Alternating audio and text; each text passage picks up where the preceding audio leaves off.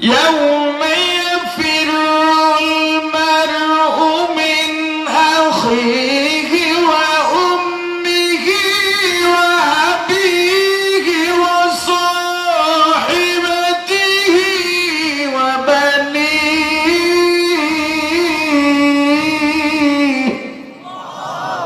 কিয়ামতের ময়দানে সন্তান মা বাবাকে দেখবে, মা বাবা সন্তানকে দেখলেই ইয়াফিরু পালাবে। তার জন্য পাগল হইছো ও পর্দালির মা, যেই সন্তানের জন্য তুমি রাতে ঘুমাও না, যেই সন্তান অসুস্থ হইলে বাবাও ঘুমায়, ভাই বোনও ঘুমায়, তুমি মা ঘুমাইতে পারো না, সন্তানকে সেবা করে করে ঘুম পায়, তবু তুমি ঘুমাও না। ও মা, সবাই যখন ঘুমা যায় তুমি সুন্দরভাবে ওযু বানাইয়া যায় নামাজ বিছাইয়া নামাজ পড়ার সন্তানের সুস্থতার জন্য কাঁদো। মাগো একবার চিন্তা করো না, এই মুহূর্তে তোমার ইন্তেকাল হয়ে যাবে, দুনিয়ায় 1 ঘন্টার জন্যও কেউ তোমাকে রাখতে রাজি হবে না। যদি ঘটনা করবে সন্তান আর মায়ের সঙ্গে কিয়ামতের ময়দানে দেখা হয়ে যায়, মা সন্তানকে চিনবে না, বিবির সঙ্গে দেখা হবে, যাকে নিয়ে কি বিছানায় সারাটা জীবন কাটাইছো, কিয়ামতের ময়দানে বিবি বলবে আমার বিয়াই হয় নাই। ওগো আল্লাহ, কোন সহযোগিতা পাই নাই, কেউ আমাকে পরিচয় দেয় না। কিছু কিছু আছে আমাকে দেখার আগে পালাইয়া গেছে। আল্লাহ বলবেন ঠিক আছে, তাহলে বল তোর নাম কি?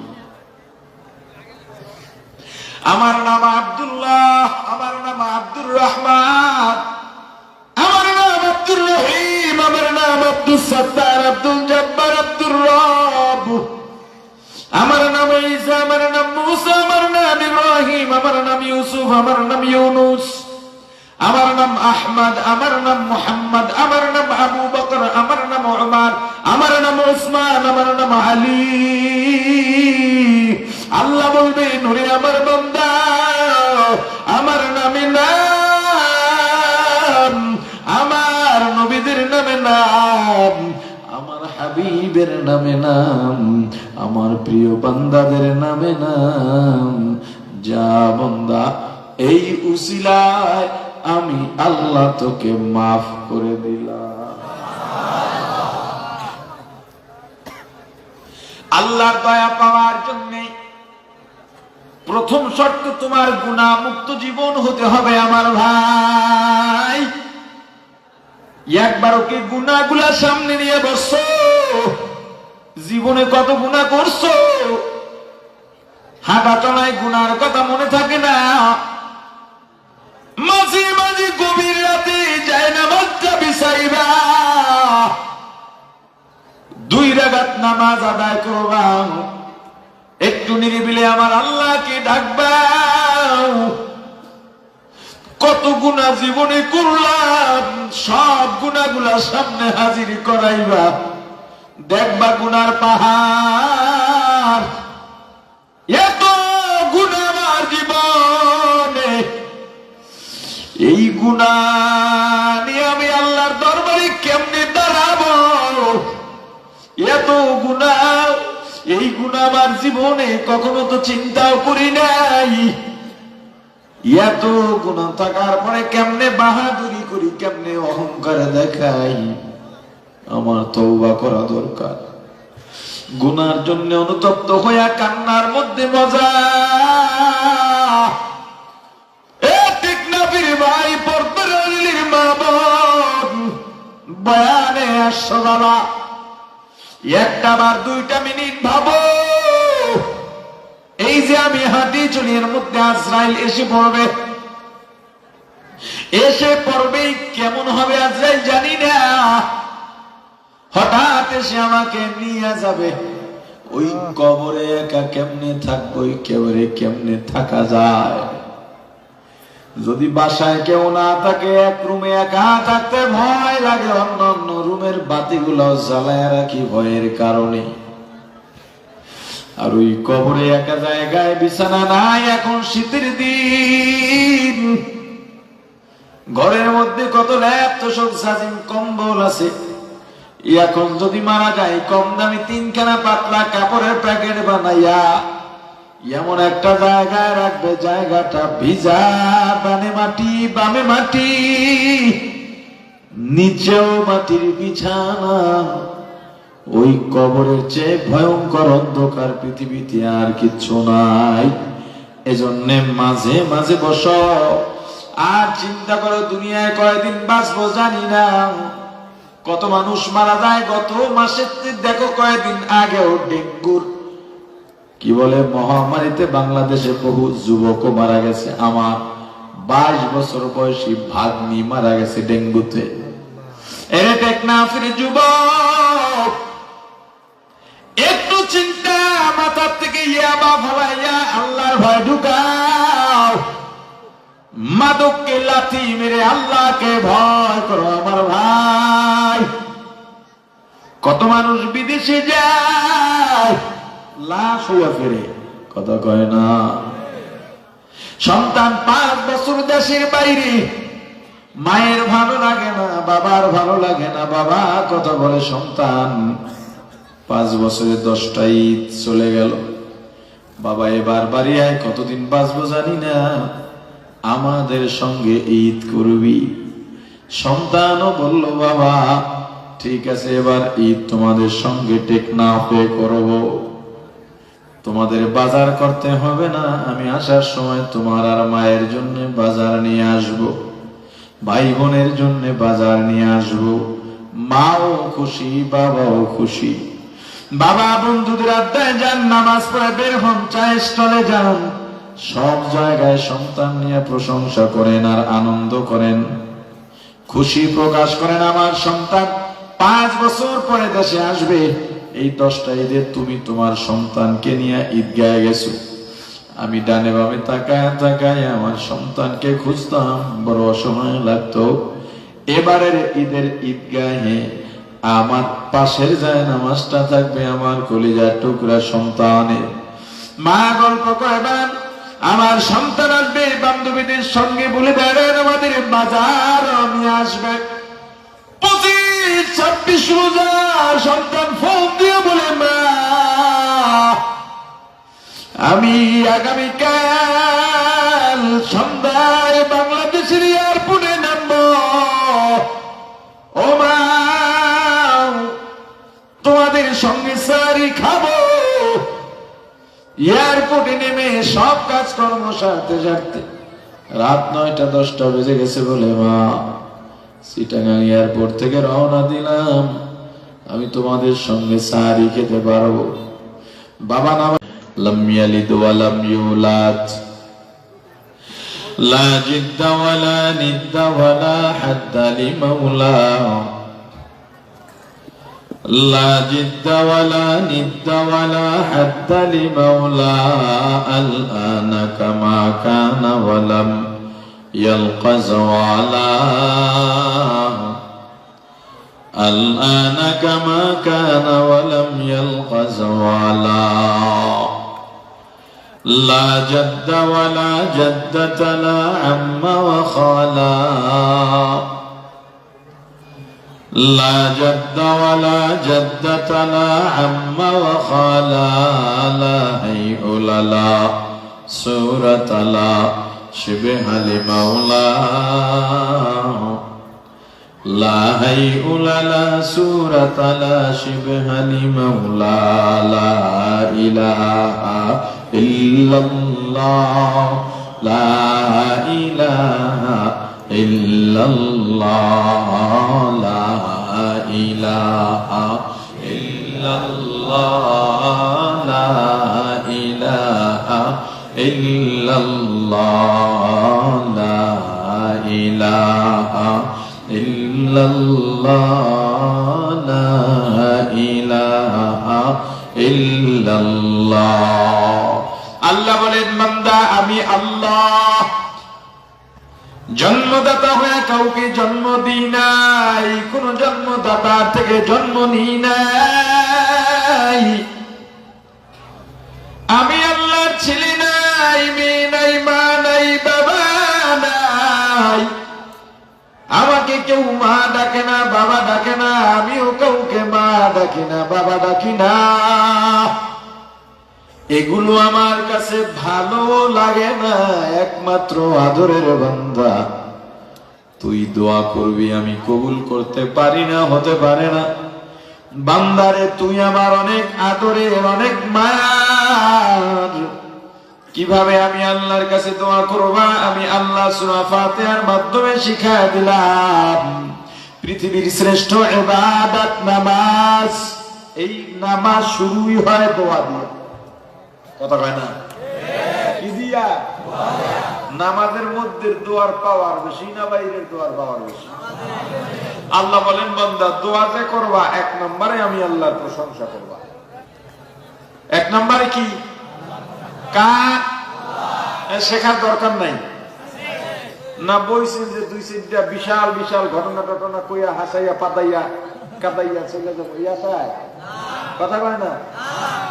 ওয়াজ শেখার ময়দান। শিখবেন, পাশাপাশি মানবেন, এবং হ্যাঁ মানার মতো একটা পরিবেশ তৈরি হবে। ঠিক? সূরা ফাতিহা তো নিয়মিত তেলাওয়াত করি। আসলে এটার ভিতরে কি আছে এগুলো জানা দরকার। এজন্য খতিব সাহেবদের উচিত, ওয়াইজিনে কেরামের উচিত ছোট ছোট যে সূরাগুলো সাধারণ মানুষ সবসময় পড়ে এগুলো তাফসীর করা। এতে তার ভিতরে একটু তৃপ্তি পায় যে আমি এই সূরাটা পড়ে এটার ভিতরে এটা আছে। আল্লাহর দরবারে দোয়া করব, এক নাম্বার কি করতে হবে বুঝলা গেছে? এক নম্বরে প্রশংসা করতে হবে। আল্লাহর কাছে কিছু চাওয়ার আগে এক নম্বরে কার প্রশংসা? জোরে এখন তুমি কেমনে প্রশংসা করবা? বউর প্রশংসা করতে করতে যদি বউরে মা ডাকো সমস্যা না? এই জন্য তুমি যে প্রশংসা করবা আমি আল্লাহর, কি প্রশংসা করবা? তুমি তো আউলিয়া ফেলতে পারো, তুমি তো শিরিক করে বসতে পারো। এজন্য আমি আল্লাহ নিজেই শিখাইয়া দিলাম কোন শব্দ দিয়ে প্রশংসা করবা। তা তোমার আর বাধা কোথায়? সব কিছুই তো আল্লাহ তোমাকে শিখাইলেন।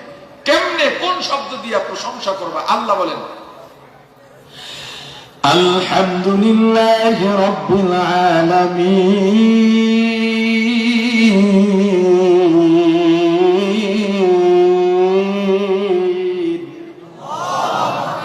সমস্ত প্রশংসা কার? জোরে বলেন কেমন আল্লাহ? যে আল্লাহ সমগ্র জগতের প্রতিপালক। বান্দা তুমি আমি আল্লাহর দরবারে দোয়া করবা, এক নম্বরে প্রশংসা। কোন শব্দের মাধ্যমে প্রশংসা করবা সেটাও আমি আল্লাহ তোমাকে শিখিয়ে দিলাম। আলহামদুলিল্লাহি রাব্বিল আলামিন। হামদ বেহাদ বরকদায়ে পাকে র আকে ইমা দাদে মুশতে কাকেরা আকে দর আ দমদমিদ উরু হেরা দাদা আজ তুফানা জাতু নুহেরা। প্রশংসা হবে কার? আওয়াজ দিয়ে বলেন প্রশংসা কার? আল্লাহ তো বলেছেন সমস্ত প্রশংসা আল্লাহর। কিন্তু আমরা তো কই ব্যক্তি বা বস্তুর প্রশংসা হয়। যেমন শিল্পীর কণ্ঠ যদি ভালো হয় শিল্পীর প্রশংসা করা হয়, রাঁধুনির রান্না যদি ভালো হয় রাঁধুনির প্রশংসা করা হয়, আম কাঁঠাল যদি মিষ্টি হয় আম কাঁঠালের প্রশংসা করা হয়। কিন্তু আল্লাহ কি বলছে? সমস্ত প্রশংসা কার? একটু বই গুরুত্ব লাগে গেছে না? সমাধান এবার বলেন শিল্পীর কণ্ঠ যে সুন্দর, শিল্পী নিজে বানাইছে না কেউ দান করেছেন? আর আল্লাহর নাম নিতে লজ্জা লাগে নাকি? বলেন কে? আমের মিষ্টতা, কাঁঠালের মিষ্টতা নিজের থেকে হয়েছে না কেউ দান করছেন? যদিও সাময়িকভাবে ব্যক্তি বা বস্তুর প্রশংসা করা হয়, মূলত সব প্রশংসা গিয়া জমা হয় আল্লাহর প্রশংসার ঝুলিতে। আর তুমিও যখন ব্যক্তি বা বস্তুর প্রশংসা করবা, সিস্টেমটা একটু পাল্টায় দাও, দেখবা আর কোনো ইশকাল থাকবে না। যদি কারো কণ্ঠ ভালো হয়, তুমি বলো না অমুকের কণ্ঠ অনেক সুন্দর, বরং তুমি বলো অমুককে আল্লাহ কণ্ঠস্বর কত মধুর বানিয়েছেন। কারো হাতের লেখা সুন্দর হলে তুমি বলো না অমুকের হাতের লেখা অনেক সুন্দর, বরং তুমি বলো আল্লাহ তোমার হাতের লেখা কত সুন্দর বানিয়েছেন। আম কাঁঠালের মিষ্টতা দেখে তুমি বলো না আম মজাদার, আম মিষ্টি, বরং তুমি বলো আমের মধ্যে আল্লাহ কত সুন্দর মিষ্টতা দিয়েছে। এক্ষেত্রে আর কোনো ইশকাল থাকবে না।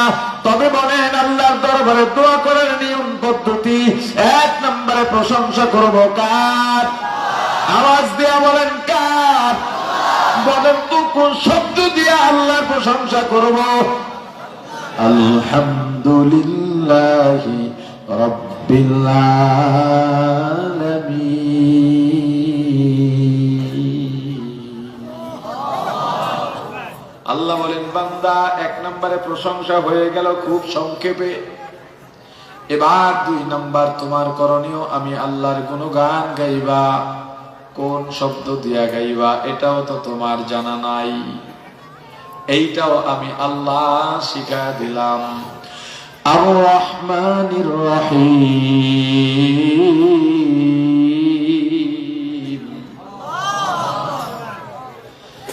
হুয়াল্লাহুল্লাযী লা ইলাহা ইল্লা হুয়া আলিমুল গায়বি ওয়াশ শাহাদাতি হুয়ার রাহমান।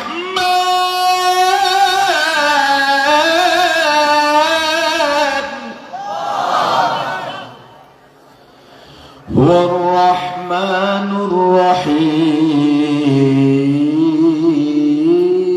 الرحيم،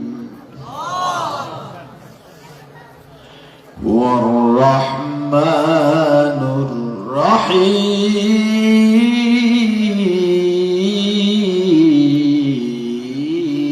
الرحيم.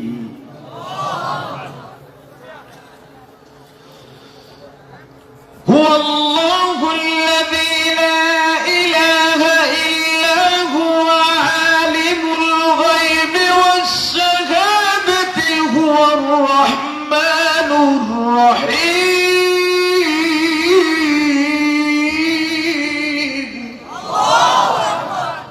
هو الله الذي لا إله إلا هو،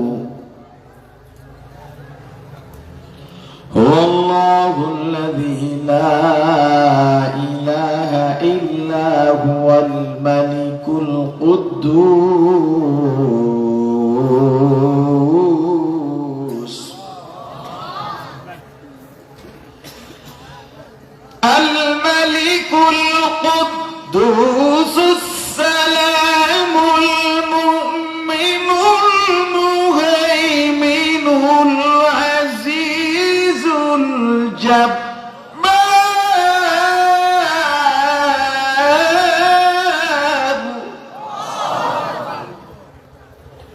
المتكبر. سبحان الله،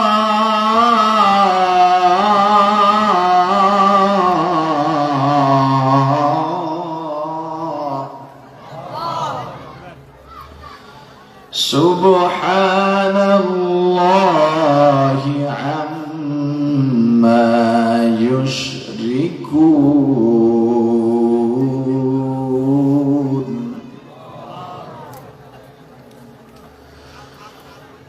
هو الله الخالق البارئ المصور له الأسماء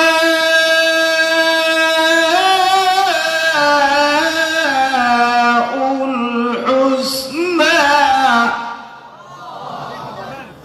يسبح له ما في السماوات السماوات والأرض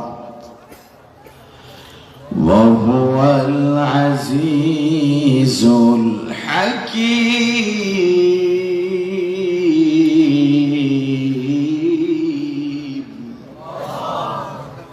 বান্দা এক নম্বরে আমি আল্লাহর প্রশংসা করছো, দুই নম্বরে আমি আল্লাহর প্রশংসার তো শেষ নেই, যত মনে চায় করতে পারো। আমি আল্লাহর গুণগানেরও শেষ নেই। কোরআনে আমি আল্লাহ আমার নিজের গুণগান লিখে দিয়েছি, আমার প্রশংসা বহু করেছি।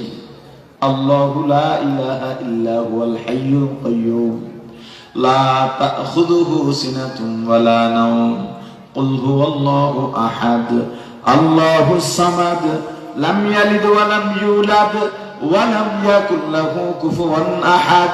বান্দা আমি আল্লাহর প্রশংসা, পরিচয় আর গুণাগুণের শেষ নাই।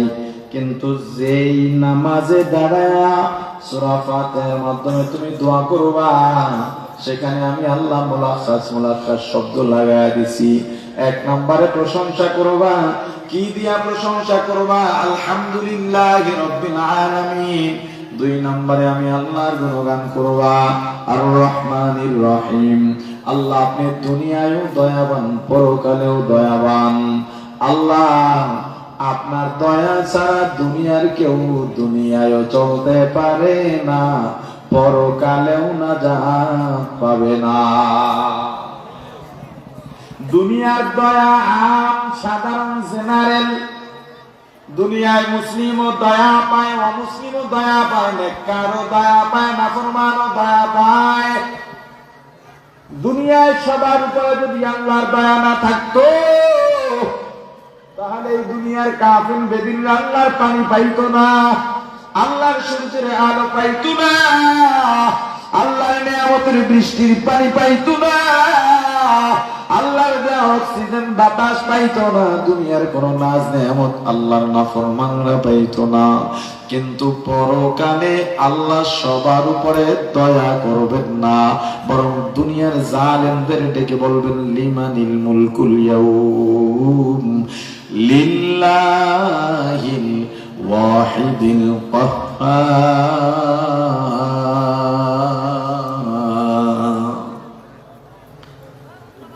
কাদরে কুদরত দারি বর কামাল আনতা রব্বি আনতা হাসবি জুল জালাল। তুহি কাদের জলিলুল্লাহ জাহাদার বহরহালে তুহি মেরা নিগাহদার। লা ইলাহা ইল্লাল্লাহ লা ইলাহা ইল্লাল্লাহ লা ইলাহা ইল্লাল্লাহ লা ইলাহা ইল্লাল্লাহ লা ইলাহা ইল্লাল্লাহ লা ইলাহা ইল্লাল্লাহ। প্রাণের ভাই আমার, কিয়ামতের ময়দানে আল্লাহর অনেকগুলো রূপ হবে। কখনো কখনো কাহ্হার নামের রূপ, কখনো রহমান রহিমের রূপ, কখনো সত্তার গফফারের রূপ। সবসময় আল্লাহর কাছে দোয়া করো, আল্লাহ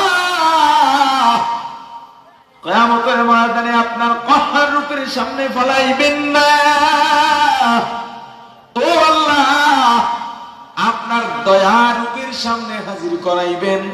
আল্লাহ আপনার গফফার ও সত্তার রূপের সামনে হাজির করাইবেন। যদি কাহ্হার রূপের সামনে পড়ে যাই, ওয়ামান ইয়ামাল মিসকালা যাররাতিন শাররান ইয়ারা। এক যাররা গুনাহ যদি হয়, নাজাত পাওয়ার কোনো উপায় থাকবে না। আর যদি আল্লাহর দয়া রূপের সামনে পড়ে যায়, একজনের একটা নেকের অভাবে জাহান্নামের ফয়সালা হয়ে গেছে, জাহান্নামীর হাতে পায়ে জাহান্নামের আগুনের শিকল লাগাইয়া জাহান্নামের ফেরেশতা জাহান্নামের দিকে নিয়ে যায়। ওই জাহান্নামী বারবার আল্লাহর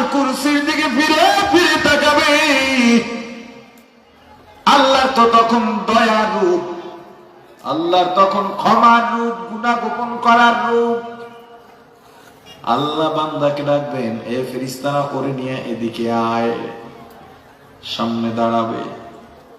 আল্লাহর দয়ার রূপ। আল্লাহ বলবেন, বান্দা জাহান্নামের ফয়সালা হয়ে গেছে, এরপরও ফিরে ফিরে আমার দিকে কেন তাকাও?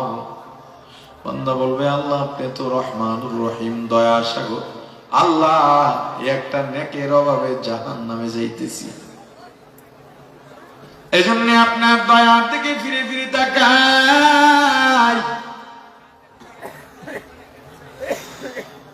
আল্লাহ বলবেন, বান্দা আমার মন চায় না একটা গুনার জন্য তোকে জাহান্নামে দেব। দেখ ফাঁক ফোকে কোন নেক রয়ে গেছে নি, দেখ রাস্তা দিয়া হাঁটতেছ, রাস্তার মধ্যে একটু প্যাক কাদা আছে, মানুষজন লাভ দিয়াও যাইতে পারে না, একটা কদম একটা পা ওই কাদার মধ্যে দেওয়া লাগে। তুই বাড়িতেও যাস নাই, বাড়ির থেকে ইট আনা লাগে নাই, তক্তা আনা লাগে নাই, রাস্তার পাশে একটা তক্তা পাইছো, তক্তাটা প্যাক কাদার মাঝখানে রেখে দিছ। এখন আর মানুষের কাদায় পা দেওয়া লাগে না, ওই তক্তা বা ইটের উপরে পা রেখে যায়, পায়ে কাদা লাগে না, শুকনো ভাবে যায়। বলে, আল্লাহ কোনো আমল বাকি নাই। দেখ বৃষ্টির দিনে ছোট্ট একটা বিড়ালের বাচ্চা ভিজতে ভিজতে তোর সামনে দিয়া যায়, আর ম্যাও ম্যাও করে ডাকে। তুই বাচ্চাটাকে ঘরে উঠায় সুন্দর করে মুছে খাবার দিয়া সুস্থ বানায় ছেড়ে দিস। আল্লাহ এমনও কোনো আমল নাই। আল্লাহ বলবেন, তাহলে যা, মায়ের কাছে যা, বাবার কাছে যা, ভাইয়ের কাছে যা, বোনের কাছে যা, ছেলে মেয়ের কাছে যা, স্ত্রীর কাছে যা।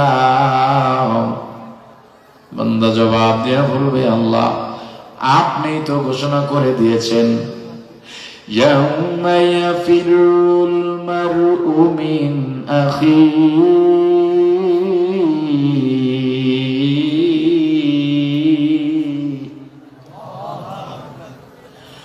ওয়া সাহিবাতিহি ওয়া বানিহি।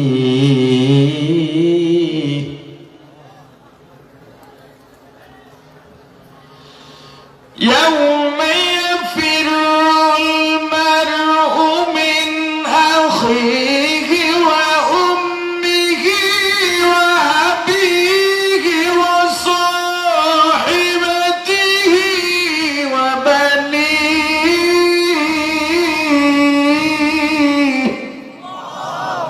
কিয়ামতের ময়দানে সন্তান মা বাবাকে দেখবে, মা বাবা সন্তানকে দেখলেই ফিরু পালাবে। তার জন্য পাগল হইছ ও পর্দালের মা, যেই সন্তানের জন্য তুমি রাতে ঘুমাও না, যেই সন্তান অসুস্থ হইলে বাবাও ঘুমায়, ভাই বোনও ঘুমায়, তুমি মা ঘুমাইতে পারো না। সন্তানকে সেবা করে করে ঘুম পায়, তবু তুমি ঘুমাও না। ও মা, সবাই যখন ঘুমা যায়, তুমি সুন্দরভাবে ওযু বানাইয়া যায় নামাজ বিছাইয়া নামাজ পড়ার সন্তানের সুস্থতার জন্য কাঁদো। মাগো একবার চিন্তা করো না, এই মুহূর্তে তোমার ইন্তেকাল হয়ে যাবে। দুনিয়ায় 1 ঘন্টার জন্যও কেউ তোমাকে রাখতে রাজি হবে না। যদি ঘটনা করবে সন্তান আর মায়ের সঙ্গে কিয়ামতের ময়দানে দেখা হয়ে যায়, মা সন্তানকে চিনবে না, বিবির সঙ্গে দেখা হবে, যাকে নিয়ে কি বিছানায় সারাটা জীবন কাটাইছো, কিয়ামতের ময়দানে বিবি বলবে, আমার বিয়াই হয় নাই। ওগো আল্লাহ, কোন সহযোগিতা পাই নাই, কেউ আমাকে পরিচয় দেয় না। কিছু কিছু আছে আমাকে দেখার আগে পালাইয়া গেছে, আল্লাহ বলবেন ঠিক আছে, তাহলে বল তোর নাম কি? আমার নাম আব্দুল্লাহ, আমার নাম আব্দুর রহমান, আমার নাম আব্দুর রহিম, আমার নাম আব্দুস সাত্তার, আব্দুল জব্বার, আব্দুর রব, আমার নাম ঈসা, আমার নাম মুসা, আমার নাম ইব্রাহিম, আমার নাম ইউসুফ, আমার নাম ইউনুস, আমার নাম আহমদ, আমার নাম মুহাম্মদ, আমার নাম আবু বকর, আমার নাম উমর, আমার নাম উসমান, আমার নাম আলী। আল্লাহ বলবে নূরে আমার বান্দা, আমার নামে নাম, আমার নবীদের নামে নাম, আমার হাবিবের নামে নাম, আমার প্রিয় বান্দাদের নামে নাম। যা বান্দা, এই উসিলায় আমি আল্লাহ তোকে মাফ করে দিলাম। আল্লাহর দয়া পাওয়ার জন্য প্রথম শর্ত তোমার গুনাহ মুক্ত জীবন হতে হবে আমার ভাই। একবার ওকে গুনাহগুলা সামনে নিয়ে বসো, জীবনে কত গুনাহ করছো, হাঁটা চলায় গুনার কথা মনে থাকে না, মাঝে মাঝে গভীর রাতে যায় না মজ্জা বিছাইবা, 2 রাকাত নামাজ আদায় করবা, একটু নিরিবিলে আমার আল্লাহকে ডাকবা। কত গুনাহ জীবনে করলাম, সব গুনাহগুলা সামনে হাজির করাইবা, দেখবা গুনার পাহাড়। এত গুনাহ আমার জীবনে, এই গুনাহ নিয়ে আমি আল্লাহর দরবারে কেমনে দাঁড়াবো?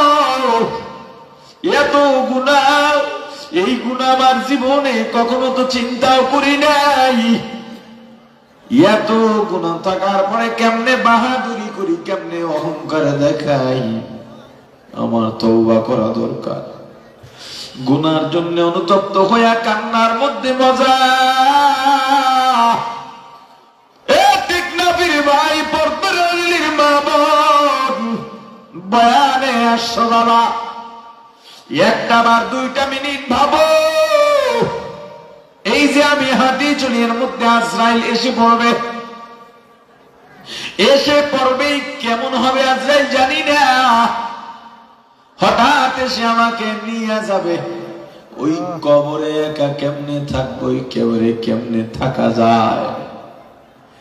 যদি বাসায় কেউ না থাকে, এক রুমে একা থাকতে ভয় লাগে, অন্য অন্য রুমের বাতিগুলো জ্বালায় রাখি ভয়ের কারণে। আর ওই কবরে একা জায়গায় বিছানা নাই, এখন শীতের দিন, ঘরের মধ্যে কত ল্যাপ তোষক সাজিম কম্বল আছে। এখন যদি মারা যায়, কম দামি 3খানা পাতলা কাপড়ের প্যাকেট বানাইয়া এমন একটা জায়গায় রাখবে, জায়গাটা ভিজা, ডানে মাটি বামে মাটি, নিচেও মাটির বিছানা। ওই কবরের চেয়ে ভয়ঙ্কর অন্ধকার পৃথিবীতে আর কিচ্ছু নাই। এজন্যে মাঝে মাঝে বসো আর চিন্তা করো, দুনিয়ায় কয়দিন বাঁচবো জানি না। কত মানুষ মারা যায় গত মাসে, দেখো কয়েকদিন আগেও ডেঙ্গুর কি বলে মহামারীতে বাংলাদেশে বহু যুবক মারা গেছে। আমার 22 বছর বয়সী ভাগ্নি মারা গেছে ডেঙ্গুতে।